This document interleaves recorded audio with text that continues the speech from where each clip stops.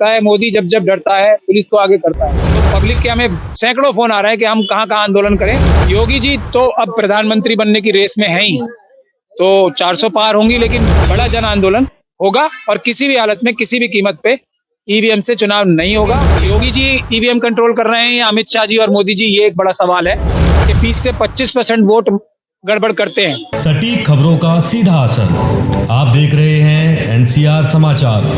जो हालात सरकार के हैं, जो दहशत चुनाव आयोग में अपनी चोरी पकड़ी जाने के बाद और सरकार में खासतौर पे अमित शाह साहब और मोदी जी के अंदर नजर आ रही है दहशत, उससे तो हमें ये साफ लग रहा है कि हम ये लड़ाई जीतेंगे, 100% जीतेंगे। क्योंकि ऐसा एक नारा लगता है, मोदी जब जब डरता है पुलिस को आगे करता है। तो पुलिस से पहले बल का प्रयोग किया और अब छल का प्रयोग किया। 5 तारीख को बल का प्रयोग किया था और आज परसों 16 तारीख को छल का प्रयोग किया। तो बल और छल जब इस्तेमाल करने लगे, पुलिस झूठ बोलने लगे, सरकारी अफसर झूठ बोलने लगे, धोखा देने लगे, तो समझ जाना चाहिए कि चुनाव आयोग के कर्मचारी भी सरकारी अधिकारी हैं, वो भी झूठ बोल रहे हैं। लेकिन सर सवाल एक ये भी बन रहा है कि जो पब्लिक का समर्थन था उतनी भीड़ नहीं जुटा पाए था। नहीं, मेरे ख्याल से हमने ये ऐलान किया था कि सिर्फ लॉयर्स आएंगे और लॉयर्स जो है वहां पे बहुत बड़ी तादाद में आए थे। ऐसा नहीं है कि लॉयर्स नहीं आए थे। हम अभी इस आंदोलन को ज्यादा पार्टिसिपेशन या ज्यादा भीड़ का कार्यक्रम नहीं बनाना चाहते, वरना कितने लोग हमारे साथ हैं या हम कितने लोगों के साथ हैं उससे उसका एक अंदाजा आप इसी से लगा सकते हैं कि जो हमने एक नंबर अनाउंस किया था उसमें सैकड़ों हजारों फोन हर मिनट आ रहे हैं। तो पब्लिक के हमें सैकड़ों फोन आ रहे हैं कि हम कहाँ कहाँ आंदोलन करें।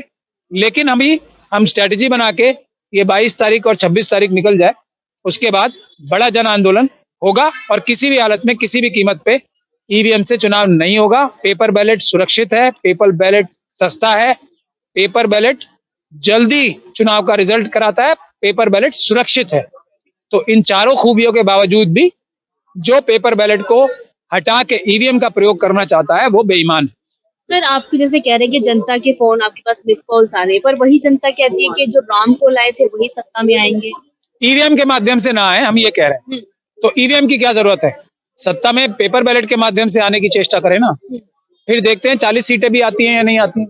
योगी जी तो कह चुके हैं 400 पार आ रहे हैं इस बार। योगी जी तो अब प्रधानमंत्री बनने की रेस में हैं ही, तो 400 पार होंगी, लेकिन योगी जी ईवीएम कंट्रोल कर रहे हैं या अमित शाह जी और मोदी जी, ये एक बड़ा सवाल है। इसके बारे में आप लोगों को इन्वेस्टिगेशन करनी चाहिए। जो ईवीएम कंट्रोल करेगा उसी के लोग जीतेंगे, ये है। इसीलिए हम ईवीएम से चुनाव नहीं होने देंगे। फिर ना योगी जी की 40 सीटें आने वाली हैं और ना पूरे देश में मोदी जी की 40 सीटें आने वाली हैं। पर वही 2019 में भी उन्होंने कहा था कि इस बार हम 300 के पार हुए थे और 303 सीट आई थी। तो क्या लग रहा है? चुनाव किससे हुए थे 2019 में? ईवीएम से हुए थे ना। तो वो तो उनकी बहुत बड़ी मेहरबानी थी, 300 पार कराए, 500 पार करा लेते हो। या गड़बड़ करने की जो फॉर्मूला है उनका 20 से 25% तक है। अभी जो मेरी भी जानकारी आई है कि 20 से 25% वोट गड़बड़ करते हैं, तो 300 हो सकता है, इसलिए बोला हो। अभी कुछ मशीनों में इंप्रूवमेंट की हो तो 400 का चक्कर हो, लेकिन वोट इनको 40 के भी नहीं मिलेंगे, ये बात तय है। पेपर बैलेट से इसीलिए चुनाव नहीं कराना चाहते। लेकिन सर लोकतंत्र में इतनी गंभीर लड़ाई है, आरोप लग रहा है जैसे आप लोग लगा रहे हैं कि वोटों की चोरी हो रही है, मैनिपुलेशन हो रहा है।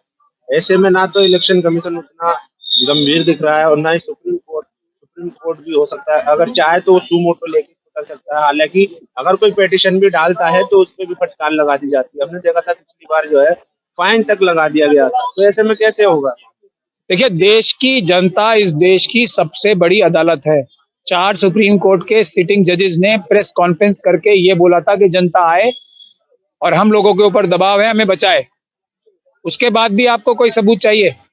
तो सीधी बात यह है, अभी जो जजेस बहुत सारे रिटायर होते हैं वो बोलते हैं कि जनता को अपोजिशन का रोल निभाना चाहिए। सुप्रीम कोर्ट अपोजिशन का रोल नहीं निभा सकती।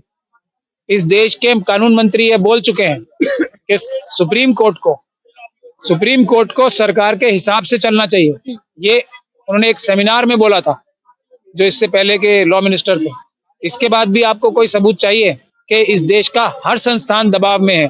इसीलिए हम लोगों ने सुप्रीम कोर्ट को ये बताने के लिए कि पूरा देश सुप्रीम कोर्ट के साथ खड़ा है, कोई दबाव में नहीं आने देगा। देश की जनता सुप्रीम कोर्ट के ऊपर दबाव नहीं बनाने देगी किसी को।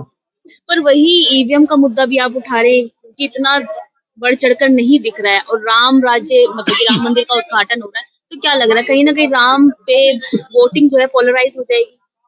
देखिए, ईवीएम से करा लेना, ईवीएम से हटा के पहले पेपर बैलेट से करा लें, कोई पोलराइजेशन नहीं होगी। जो धार्मिक मुद्दा है, लोगों को धर्म में जो आस्था है वो वोट से अलग है। ऐसा शायद मोदी जी भी कहते नहीं है, दिल में वही है उनके, लेकिन कहते नहीं है, लेकिन विश्वास नहीं है।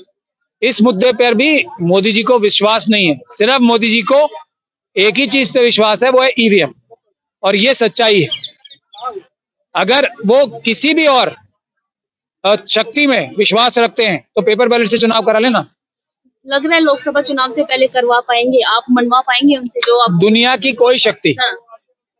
ईवीएम से चुनाव देश में इस बार नहीं करा पाएगी, पेपर बैलेट से ही चुनाव होंगे। सर इस बार जो बांग्लादेश में चुनाव है वहां पर भी जो है ईवीएम से नहीं किए गए थे, तो भारत इंडिया में क्यों इलेक्शन कमीशन इसको इतनी गंभीरता से नहीं ले रहा, जबकि बार बार आरोप लग रहा है और बार बार चुनाव में खबरें भी आती है कि टेम्पर हुआ या धांधली हुई, उसके बाद भी इस तरीके से क्यों हरकत कर रहे हैं? तो यही है ना, ईमानदारी से काम नहीं कर रहे, दबाव में है या ईमानदारी से काम नहीं कर रहे। वो बनाए भी ऐसे गए ना, अभी एक तीसरे जो बने अभी चुनाव आयोग के जो मेंबर बने हैं वो तो मतलब सर जो सत्ता में है वही हमेशा सत्ता में रहेगा जिस तरीके इसीलिए ईवीएम से चुनाव कराना लोकतंत्र के लिए और देश के लिए सबसे बड़ा खतरा है। और जो भी ईवीएम का सपोर्ट करता है वो देश के प्रति वफादार नहीं है, भारत के संविधान का गद्दार है।